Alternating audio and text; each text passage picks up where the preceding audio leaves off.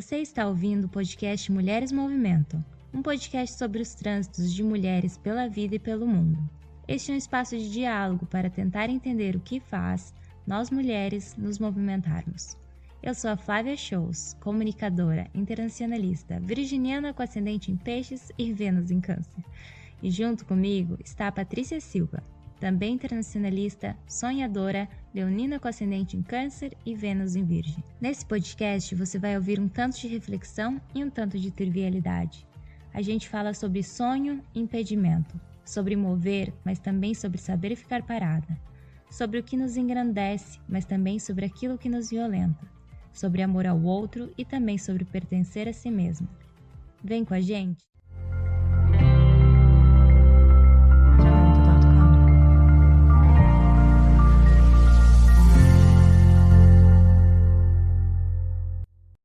Oi, gente! Bem-vindos a mais um episódio do Mulheres Movimentam. Quem fala aqui é Flávia Shows e comigo está a Patrícia. Oi, Patrícia! Oi, gente! Sejam bem-vindos para mais um episódio. Hoje a gente tem uma convidada, que é a Bárbara Marques, e a gente quer dizer seja bem-vinda, Bárbara. Estou muito empolgada para esse papo e para te conhecer um pouco melhor e para a gente trocar algumas ideias. É a nossa convidada de hoje, direto de Madrid, em mais um terceiro fuso horário, como sempre, como estamos acostumadas nesse podcast. E a Bárbara é uma libriana também aqui, com ascendente em câncer, amiga, temos ascendentes iguais, e com Vênus em leão. A Bárbara, ela é, nas palavras dela, nordestina até o osso, amante de cuscuz e filha da dona Leonete. É uma mulher preta, imigrante, pedagoga e mestranda em estudos africanos. Além disso, ela é panafricanista, UX-writer e especialista em DII. Oi, gente, é um prazer tão grande estar aqui com vocês. Olá, todo mundo que escuta o nosso podcast. Nossa, que eu já acho que é meu também. Já me coloco junto aqui, porque além de amiga da Patrícia, eu também sou uma ouvinte do podcast e me senti muito honrada, de verdade, de estar aqui. Estou bem feliz. E eu sempre falo, viu, Patrícia, que sou nordestina até o osso, é libriana sim, com ascendente em câncer, então, gente, perdoa aí se em algum momento eu chorar, porque isso é muito normal nas pessoas. É normal aqui também. Gente, e a Bárbara, eu quero falar um pouco sobre a minha percepção dela, assim. A Bárbara é a pessoa que transformou completamente a minha visão acerca de relacionamento, tem muita experiência nesse quesito, e acho que nunca te falei sobre isso. É uma pessoa com quem eu descobri terreiros em Portugal, onde eu redescobri a minha espiritualidade. É uma amiga de mestrado e amiga de ativismo que está aqui com a gente. Bom, amiga, então se você pudesse começar falando um pouco, para contextualizar os nossos ouvintes, um pouco da sua trajetória pessoal e por que você escolheu sair do Brasil e como que foi esse processo de transição de um país para outro. Então, vamos lá. Falar de trajetória é sempre muito emocionante, né? Ainda mais para uma libriana com ascendente em câncer. Mas a minha saída do Brasil, para mim, ela parece às vezes até inesperada. Não no sentido que as coisas foram dadas, né? Mas muito no sentido que eu não me via nos lugares que hoje eu ocupo. Para eu sair do Brasil, como não era um sonho, não era algo que eu pensava, foi algo realmente que foi acontecendo com o tempo. E quando eu vi, eu já estava aqui, né? Claro que houve um planejamento. Eu acho que começa lá no início, quando eu quis muito fazer uma graduação. Eu quis muito fazer uma graduação porque eu fui muito influenciada pela minha mãe, que foi uma mulher que entrou na graduação depois de ter 2 filhos, numa situação que a gente vivia, né, não tão tranquila, mas ela queria muito, ela sabia muito da importância de estudar. Então, desde pequena, eu via minha mãe estudando, eu acompanhei minha mãe na universidade que eu estudei depois, quando ela entrou para ser também uma estudante lá. Então, desde pequena, eu tinha essa ideia de que eu precisava estar naquele espaço, porque aquele espaço da academia era um espaço para mim de ascensão. Então, eu posso dizer que desde o começo da minha trajetória estudantil, né, digamos assim, eu queria ocupar o espaço da academia. E durante a graduação, né, durante todo o processo da graduação, que o meu durou 7 anos, eu sou graduada em pedagogia, fui professora, comecei a trabalhar dentro de sala de aula já no 3º semestre. E durante esse processo da graduação, eu também já me via, já queria ocupar um espaço do mestrado.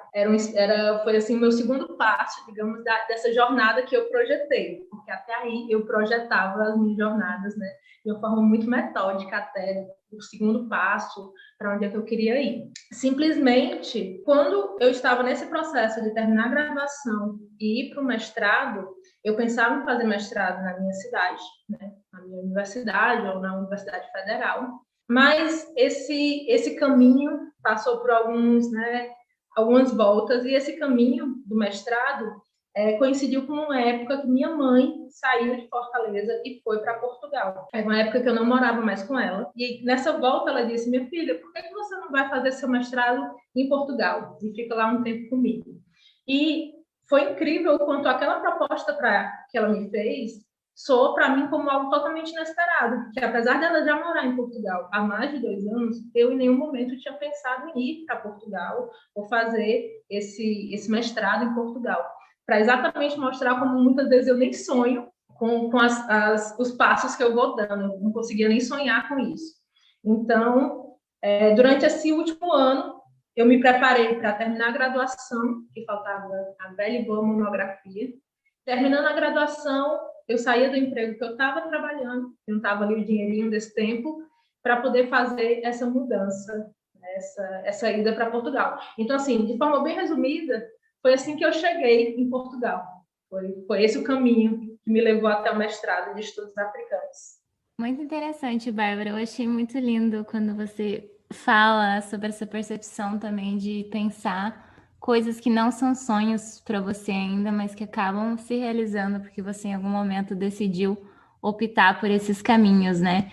E teve essa sua chegada em Portugal, então, e agora você está na Espanha, então você já passou aí 2 vezes por esse processo de se instalar em um outro lugar e de criar raízes e tudo mais. E eu queria saber, na sua fala, eu consigo entender assim que a sua mãe teve um papel bastante importante nesse processo de migrar para Portugal, mas eu queria saber agora para a Espanha como que foi, como que isso se deu, se teve outras mulheres que te ajudaram nesse processo, tanto em Portugal, mas também na Espanha, de se instalar e de fazer esses lugares sua casa também. Então, eu queria que você falasse um pouco sobre isso, se isso foi uma realidade presente na sua experiência.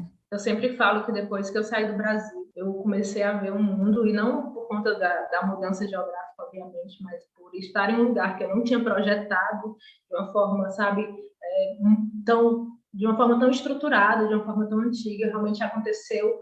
Eu me coloquei num espaço que eu não tinha projetado anos antes, que é normalmente todos os espaços que eu fui ocupando eu projetei, me esforcei muitos anos antes. Então, quando eu cheguei em Portugal, eu comecei a ampliar a minha visão, não por conta de Portugal, mas por conta de tudo que eu experienciei por ali. Eu quis um pouco mais, me permitir sonhar. Então, assim, eu acho que de todos esses anos, depois que eu saí do Brasil, vai fazer 3 anos agora, eu aprendi a sonhar muito mais. Eu acho que esse foi o meu grande ganho nos últimos anos, porque a vida enquanto mulher imigrante, uma mulher preta imigrante, não é uma vida fácil.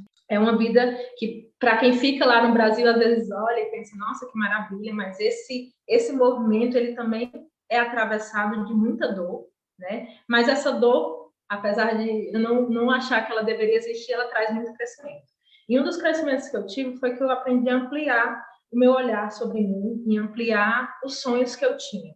Quando eu cheguei em Portugal, comecei a fazer mestrado, o ambiente do mestrado foi muito frustrante.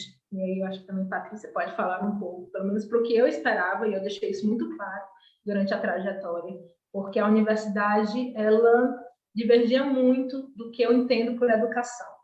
Não foi uma experiência tão positiva, no sentido que eu me senti tão enriquecida quanto eu esperava, porque a minha experiência na graduação, apesar de também ser uma experiência, muitas vezes, de conflito por conta do espaço, um espaço academicista, um espaço majoritariamente branco, um espaço majoritariamente masculino, a minha experiência na graduação foi boa, foi muito boa, eu me senti realmente crescendo ali dentro enquanto ser humano, enquanto profissional. No mestrado, eu acho que eu tive um encontro muito atravessado de batalhas que eu não esperava ter que lutar naquele momento. esse ponto da experiência me fez querer sair de Portugal. A minha experiência em Portugal estava sendo muito boa. Tinha um ano já que eu estava em Portugal, que foi o primeiro ano do mestrado, mas durante esse ano eu já queria me movimentar. Eu tinha aprendido a me movimentar. Então, dentro do mestrado, eu fui procurar outras experiências que também me completassem, né? Que me fizessem sair daquele lugar que estava me incomodando tanto, que estava tentando me silenciar tanto, que foi minha experiência em Portugal. Então, foi aí que eu consegui uma bolsa da União Europeia para estagiar. E aí eu escolhi a Espanha e também escolhi Madrid, numa instituição que trabalhava com mulheres africanas, e fiz essa vinda para Madrid. Quando eu vim em Madrid, ainda não estava a pandemia. Então, assim, foram, acho que 6 meses, 8 meses para começar a pandemia, porque eu cheguei em setembro de 2019. Então, a minha experiência em Madrid, como eu já trabalhava dentro de uma instituição que era comandada por mulheres e meu contato ali diário eram com mulheres, eu posso sim dizer que essas mulheres foram as que eu fui rodeada por elas para ficar aqui. E foi uma experiência, assim, positiva, né? Apesar de todos os atravessamentos de algumas questões, foi uma experiência, assim, muito positiva. E aqui também conheci uma rede de pessoas, de mulheres também, mais uma vez, que fizeram essa minha chegada e a minha permanência aqui antes pandemia, né? Pré-pandemia, muito mais confortável. Então, agora, falando isso, é interessante que eu vejo o quanto esses últimos anos da minha vida foram marcados por encontros, e principalmente encontros com mulheres, né, que me fizeram me localizar, me fizeram ampliar os olhares e tudo mais. Mas aí falando um pouco sobre acho que no episódio passado com a Geice, a gente falou bastante sobre esse universo acadêmico e sobre as dificuldades que a gente, enquanto mulheres, a gente enfrenta para ocupar esses espaços, né? E eu acho que aqui em Portugal, assim como você, eu também tive uma boa experiência durante a graduação, apesar das dificuldades que também existem na academia brasileira. Eu acho que fazer um mestrado em Portugal é um pouco disso que tu falou mesmo, de ter que travar batalhas que nós não esperávamos, principalmente por se tratar de Europa e existir já uma visão sobre isso, né? Um estereótipo sobre o que seria a academia na Europa. E aí, você falando aqui, eu lembrei algumas histórias, e não só histórias, né? Coisas que a gente passou, e eu acho que é interessante a gente contextualizar aqui, que a gente encontrou muito pragmatismo acadêmico, o jeito de fazer ciência muito pragmático, assim, o objeto de estudo muito separado do pesquisador, aquela pesquisa que não é necessariamente feita uma proposta de resolução de conflitos sociais, de problemas sociais, né, que é muito diferente de como a gente tem tentado construir a ciência nas academias brasileiras. Pensando nisso tudo, assim, como foi para você esse processo de passagem pela universidade em Portugal e essa estadia, né, que você ainda está no mestrado de estudos africanos? Eu vou tornar, assim, um pouco mais objetivo meus comentários a respeito da experiência, até, porque eu acho que muitas pessoas podem estar ouvindo, e para a gente trazer essa narrativa que eu acho importante. Eu não cheguei em Portugal porque eu achava, ou tinha aquele velho pensamento de a Universidade Europeia é melhor.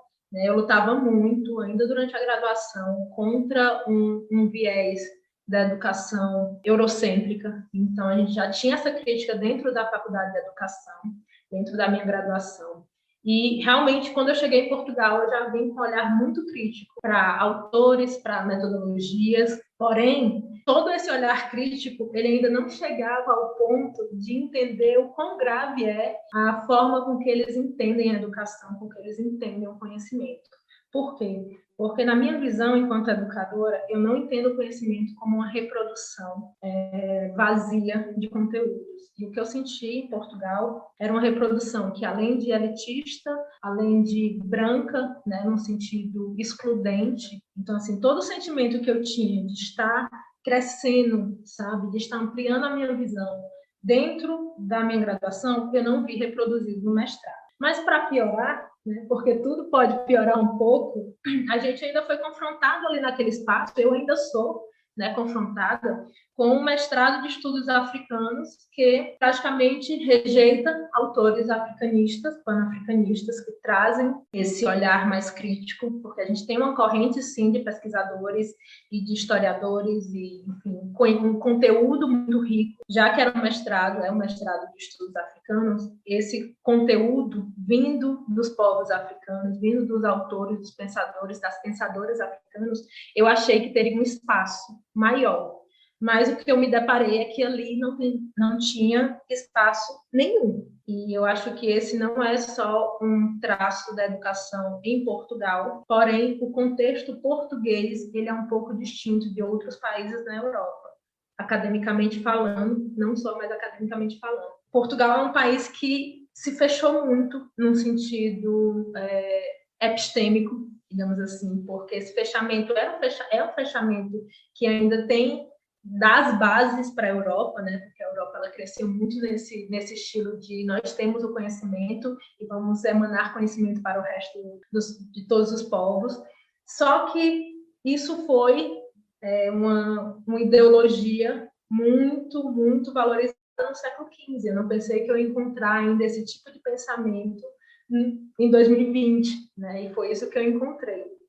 E quando eu falo que Portugal tem uma característica muito específica, é porque eu senti algo que eu também não esperava, que era um fechamento da universidade para certas discussões.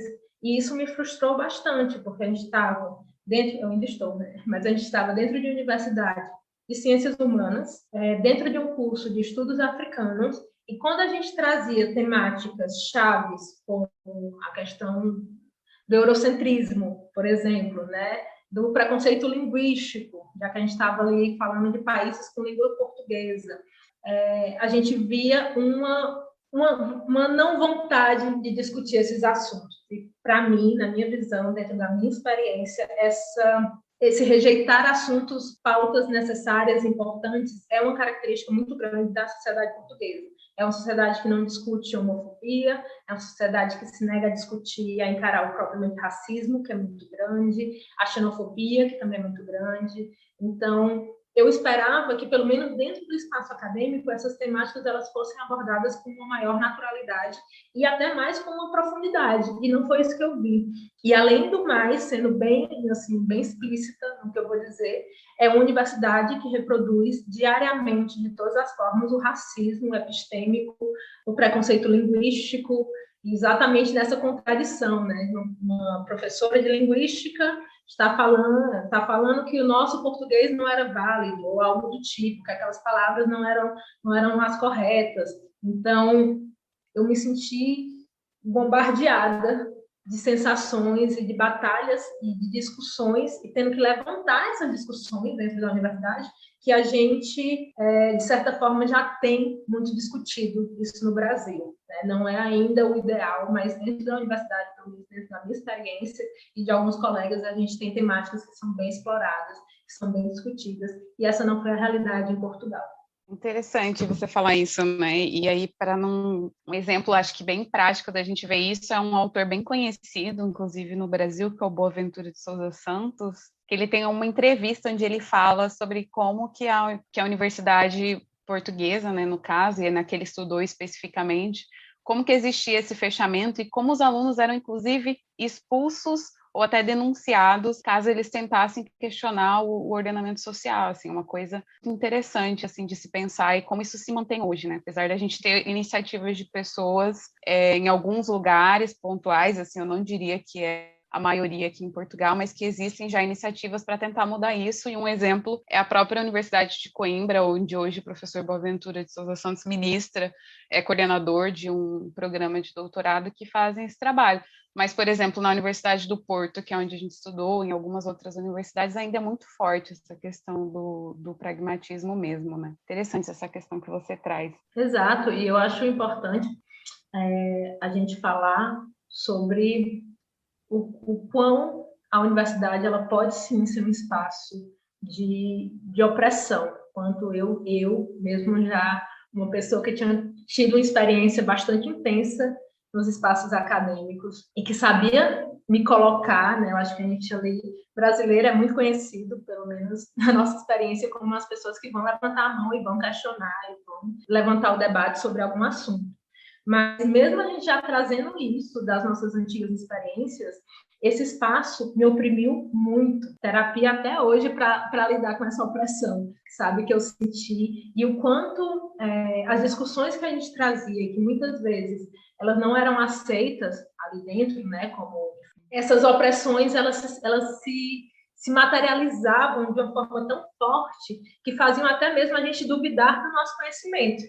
Então, assim, eu acho interessante a gente falar que muitas vezes esse espaço que é para fazer você crescer no sentido intelectual e humano, ele muitas vezes ele pode sim te oprimir a ponto de você deixar de acreditar nas suas capacidades, né? Principalmente se você vem de um contexto que não é valorizado. Você é um brasileiro na universidade portuguesa, você está ali um pouco sendo atravessado por várias questões xenofóbicas, racistas, então é isso. O Boaventura, ele é a minha, assim, uma das poucas esperanças que eu tenho em Portugal, é o Boaventura, né, o trabalho que ele faz, e é isso, assim, quanto à academia, eu acho que a gente tem algumas referências, o Boaventura é uma delas, outra autora portuguesa também, é a Grada Quilomba, que também é uma das pequenas esperanças que eu tenho, assim, pequenas não, porque eu sei que existem outras referências, mas majoritariamente não é esse tipo de pesquisa que acaba saindo, mas a pesquisa e o trabalho da Grada Quilomba e o trabalho do Boaventura é, sim, uma referência positiva de Portugal no mundo acadêmico. Então, Bárbara, na sua fala a gente consegue ouvir e compreender que essas questões são, assim, muito relevantes para você. E eu sei que também, durante a sua trajetória profissional, diversidade e inclusão sempre foram, assim, pautas que você buscou trabalhar com, fazer com que fossem presentes na sua realidade. Então, eu queria saber um pouco mais como que foi esse processo de transição de carreira, como que você entende, assim, tanto a importância, mas também o modo como é tratado as questões de inclusão dentro do universo corporativo. A Paty estava comentando que você fez um curso e isso acabou levando para um redirecionamento da sua carreira e eu achei super interessante, assim, eu queria que você contasse um pouco mais para mim, mas também para os ouvintes, como que foi o processo de transicionar e começar uma outra atividade e também levar essas bandeiras junto com você. Durante a minha trajetória, eu sou uma menina que vim de escola pública, que a minha única referência de graduação era minha mãe. E os espaços que eu fui ocupando, sejam eles acadêmicos, profissionais, sociais também, né? Apesar de não ter tido evolução tão grande, mas sociais, os espaços geográficos ou não, quanto mais eu ascendia, quanto mais eu subia, quanto mais eu fazia, menos diversidade eu via. E essa questão, ela sempre veio comigo, porque muito cedo eu comecei a tomar uma consciência racial de quem eu era naquela sociedade, né? Como mulher preta, como nordestina, a gente sabe, eu sabia desde muito cedo me localizar. Claro que foi crescendo essa consciência, então cada passo que eu dava profissionalmente, essas questões elas sempre vieram comigo. Tem uma frase que eu gosto muito, que é do Silvio Almeida, que ele é fruto do movimento negro. Né? Alguém pergunta qual a importância do movimento negro enquanto movimento brasileiro para ele, ele diz que ele é fruto do movimento negro. Eu também me vejo muito assim, eu me vejo fruto de várias gerações que pensaram as questões raciais, as questões de gênero também, né? E eu cresci, me entendi como pessoa dentro de um ambiente que trazia essas reflexões, seja na academia, seja um pouco antes da academia também. Então, assim, quando eu olho hoje para o que eu estou fazendo, eu vejo muito um reflexo de algo que eu sempre carreguei, né? Não de forma tão estruturada, não de forma tão pensada assim, mas de certa forma questões que sempre me atravessaram e que também sempre estiveram comigo. Só que aí a gente vai voltar para aquela parte que eu falei que a minha visão era muito fechada. Se você falasse que a minha visão é fechada, sei lá, 5 anos atrás, eu não ia entender isso e provavelmente ia dizer que isso não faz sentido, porque eu me achava assim, né, muito, muito aberta a todas as possibilidades. Mas eu percebi que profissionalmente e academicamente eu não era. Eu era uma pessoa altamente fechada. Por quê? Porque, apesar de ter algumas referências, eu tinha pouquíssimas referências de possibilidades. Eu não me via nos espaços. Então, o único espaço que eu me via, muito voltado pela minha mãe, era na graduação, na academia, na universidade. Então, era aquele espaço que eu queria ocupar. E quando eu cheguei na universidade, apesar de também não ser um espaço majoritariamente feminino ou majoritariamente negro, eu tinha referências muito positivas de mulheres professoras que estavam ali dentro, né, no doutorado e sendo professoras ali dentro daquele espaço. Então, também era isso que eu almejava. Só que eu me dei conta, agora nesse processo de pandemia, né, no final de 2020, início de 2021, como esse meu entendimento profissional ele era restrito, porque eu só me via nesse espaço.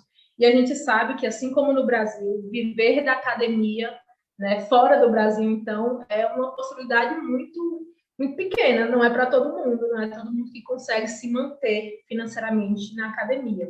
Então, assim, depois que terminou meus estágios, que depois de Mulheres por África, eu fui para a SOS Racismo, aqui também em Madrid. Depois desses momentos que no processo ainda da pandemia eu precisei obrigatoriamente, depois de muito resistir, e eu percebi essa minha resistência, sabe, para mudar de carreira, porque a minha ideia quando eu pensava, não, vou para outra área, vou tentar outra coisa, vou entrar no mundo corporativo, eu via como se eu estivesse falhando, eu via como se eu estivesse me desviando do meu caminho, porque meu caminho é ser uma professora universitária, e meu caminho era só aquele. Não é que hoje eu não sonho com isso, hoje eu também sonho com isso. Esse caminho também é meu. Mas assim como esse caminho da academia, não sei, dando aula numa universidade, como eu me vejo ali, eu também me vejo em outros espaços. Eu me vejo no espaço hoje em dia corporativo e executando outras funções. E foi aí, nesse momento, que veio essa transição de carreira, né? Que eu resisti um pouco, mas quando eu executei, eu vi o quanto esses outros espaços eu também poderia agregar com a minha bagagem, né? Eu não joguei a minha bagagem da educação fora, eu não joguei a minha bagagem do mestrado em estudos africanos fora, muito pelo contrário. Eu trouxe para um ambiente que não tem de pessoas que não têm necessariamente essa bagagem, eu vim com a minha bagagem. Então, hoje em dia, eu estou atuando na área, na empresa de tecnologia. Eu entrei para ser UX Writer, que nada mais é do que a pessoa que vai lá e desenha os diálogos que estão nas interfaces conversacionais. Uma área muito interessante que eu não conhecia até janeiro de 2021. E foi bem legal porque eu vi exatamente essa conexão do que eu já fazia com a área que eu tão pouco conhecia. E eu acho que aí entra também nessa ideia de estar ampliando a minha visão sobre os espaços que eu posso ocupar. E aí, eu entrei nessa empresa, em pouco tempo, eu já consegui trazer a discussão e a necessidade para uma empresa de startup que cresceu, recebeu um investimento, e uma empresa que já tem quase 200 funcionários e que não tinha ainda um projeto de inclusão em diversidade, que é o tipo de projeto que hoje em dia as empresas maiores já estão conseguindo desenvolver e que para mim faz muito sentido, que é exatamente você pensar a diversidade em espaços que muitas vezes não são diversos. Então, e não esperar que essa diversidade aconteça naturalmente, né? A gente impulsionar por meio de estratégias pensadas e estruturadas para que essa diversidade ela aconteça. E aí eu me enchi de coragem, né? Disse, olha, eu tenho um mês de empresa, mais ou menos, estou atuando numa área que não é essa, mas eu vou propor um projeto na área da diversidade e inclusão, porque eu sinto a necessidade, né? E, além do mais, a cultura da empresa também é uma cultura aberta para essas discussões. E aí estruturei um projeto, apresentei para o dono da empresa e para uma equipe, e esse projeto foi aceito. Então, assim, hoje em dia, além de transicionar de carreira, entender um pouco mais de tecnologia, por exemplo, eu também consigo atuar nesse espaço fazendo algo que para mim tem muito sentido, que é a gente tornar espaços que a gente ocupa mais diversos, trazer temáticas, abordar exatamente esse silenciamento que eu disse que eu não queria viver em Portugal, eu consigo hoje. Inclusive, o dono da empresa é um português também, então aí é mais uma batalha vencida, né? Eu consigo hoje, no espaço que eu atuo, trazer essas temáticas e formular um projeto, levar um projeto na área da diversidade e inclusão. Que incrível, amiga. Eu acho que essa sua fala complementa muito o que a gente pensa, assim, o que a gente vem falando aqui nos episódios passados, né? Que é apesar de a gente estar fazendo mil coisas, né? A Flá falava, a gente fez uma coisa, a gente fez outra, a gente está sempre mil coisas diferentes. Tem sempre um fio ali por onde a gente caminha e por onde a gente acaba se conectando todas essas coisas, né? E aí você fala um pouco da sua trajetória na vida acadêmica, me senti muito contemplada aí na sua fala sobre aumentar esse leque de opções que a gente tem. E fala também sobre a sua passagem nas ONGs, né, Mulheres por África e SOS Racismo. E aí fica a questão, que é a pergunta-chave que a gente faz em todo episódio, que é o que te movimenta, assim, qual que é o seu impulso criativo para estar em todas essas coisas e, ao mesmo tempo, ser verdadeira consigo mesma. Esse é o momento que eu choro, né? O que me movimenta. Eu pensei, né? Claro que eu escuto podcast, eu pensei nessa resposta depois que eu recebi o convite.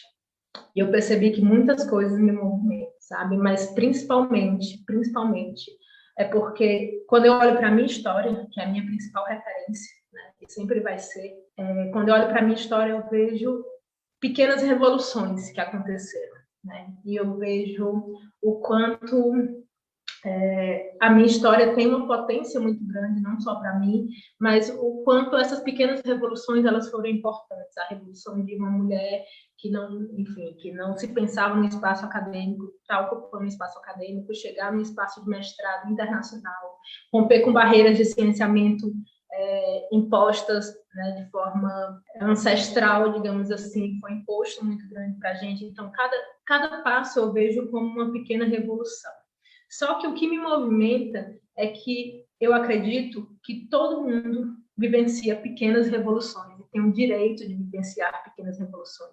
Então, da mesma forma que eu cresci olhando para outras pessoas, né, outras mulheres, outros seres ali, eu também quero ser essa pessoa que consegue, nesse movimento de vida, nessa trajetória, que consegue trazer pequenas revoluções. Então, eu sempre falo, nem todo mundo que vivenciou comigo, por exemplo, a realidade na escola pública. Essas pessoas não traçaram o mesmo caminho que eu e nem teriam que traçar, obviamente, mas ali talvez tivessem muitas pessoas que nem sequer conseguiram sonhar, como eu tampouco conseguia sonhar. São pessoas altamente competentes, são pessoas altamente capazes de estar ocupando espaços bem maiores do que eu ocupo ou do que qualquer outra pessoa ocupa.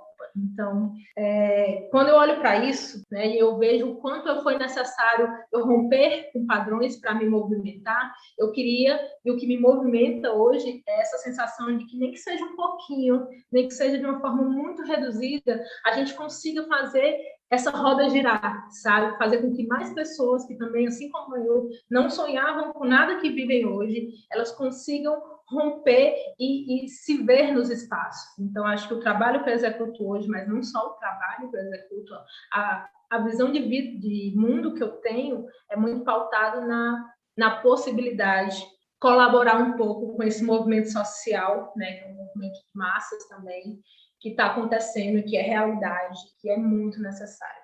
Aí eu queria aqui puxar para o nosso quadro Movimentando as Ideias, já que a gente está finalizando o nosso episódio de hoje, e eu vou jogar para outra pessoa, então, só para modificar um pouco. Então, Paty, você quer compartilhar com a gente as suas indicações para o dia de hoje? Essa foi surpresa, viu? Não estava esperando que eu fosse ser a primeira hoje. Mas posso começar, gente. Para movimentar as nossas ideias hoje, durante a fala da Bárbara, eu pensei em uma outra indicação que eu quero fazer aqui, principalmente para aquelas pessoas que vivenciam a experiência da imigração. Eu vou indicar um podcast que se chama Psicanálise Mundo Afora. É um podcast que são psicanalistas que moram em diversos lugares do mundo e elas vão falar especificamente sobre a experiência da imigração. E é muito interessante porque elas falam sobre como a imigração é um processo traumático. E além dela, eu quero indicar um vídeo que se chama Nós Ensinamos Vida, da Rafef Ziad. Não sei se é essa a pronúncia correta, mas depois eu posso publicar no Instagram do Mulheres Movimentam. É um poema palestino. Então, é mais a minha indicação para hoje. E aí, passo, então, para a Bárbara. Bom, vamos lá. Eu adoro essa parte, gente. Eu sempre pego referências. E hoje eu vou deixar as minhas referências aqui, né? Como não podia deixar de ser, eu vou falar de um livro que eu terminei de ler faz pouco tempo. E que esse livro, para mim, assim, também colaborou muito com esse momento que eu estou vivendo. Ele é um livro da Bernardinha Evaristo, que se chama, eu acredito que a versão brasileira se chama Menina, Mulheres e Outras. É um livro de contos. Essa autora é uma mulher negra anglo-nigeriana. E esse livro, ele simplesmente são vários contos, várias pequenas histórias que se conectam. E aí está muito ligado também com a imigração, porque ela vai narrando histórias, principalmente de mulheres negras. Né? Eu acredito, na verdade, que todas as personagens são mulheres negras. E essas histórias, elas muitas vezes estão até conectadas diretamente, mas elas se conectam indiretamente. Elas falam muito dessa experiência da diáspora da mulher negra. E é um livro riquíssimo, que vale muito a pena ler, porque eu acho que fortalece exatamente porque traz a nossa diversidade de pensamento, quanto essa categoria, né, de mulher negra, ela pode ser e tem que ser diversa, e as vivências são distintas, e os pensamentos, claro que tem pontos que eles se conectam, mas que os pensamentos e as vivências são distintas. Então, acho que também encoraja muito nesse processo de se autoconhecer e se permitir experienciar, né, sensações, sentimentos e tudo mais. Gosto muito desse livro. E a minha outra indicação é um youtuber que eu gosto muito, brasileira, que é a Ana Paula Chongani. E, assim, não tem como falar só de um vídeo dela ou de um projeto dela. Mas eu gosto muito da Ana Paula, ela como uma mulher negra também, uma mulher que é mãe e que é casada. Eu vi um último vídeo dela, um dos mais recentes, que ela fala, e ela também é colunista da UOL, e ela tem uma coluna lá, e ela postou um texto sobre mulheres que são centros da sua própria história. E eu acho muito importante a gente, enquanto mulher, colocar assim toda a potência que a gente tiver na nossa história. Quem quiser ler aí a coluna dela, da Ana Paula Chongani, ou ver os vídeos também, é uma comunicadora que eu adoro. Eu vou fazer aqui a última indicação.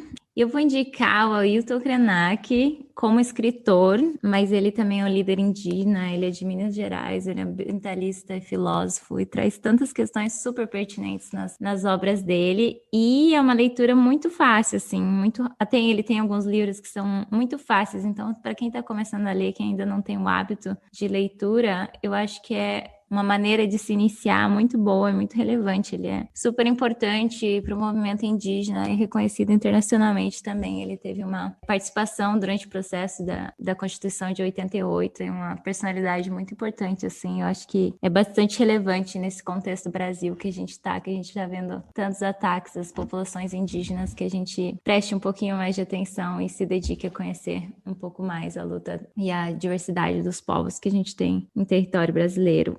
Sim, nos vemos semana que vem e queria agradecer a Bárbara pela participação dela, foi um prazer te ter aqui no nosso podcast, estou muito feliz de ter ouvido e aprendido tanto com as suas falas, então muito obrigada e vejo vocês semana que vem. Foi um prazer muito grande, muito feliz. Filha, esse reencontro. Gente, até semana que vem, não esqueçam de seguir a gente no Instagram, @mulheresmovimentam.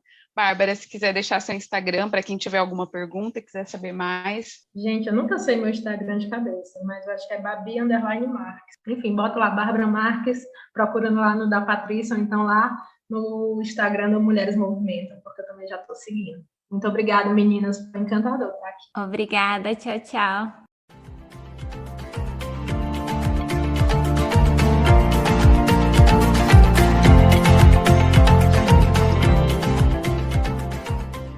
Para saber mais sobre o projeto e poder interagir conosco, siga o nosso perfil no Instagram, @mulheresmovimentam.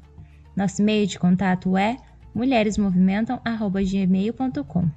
Indique o nosso podcast para suas pessoas queridas e aproveite!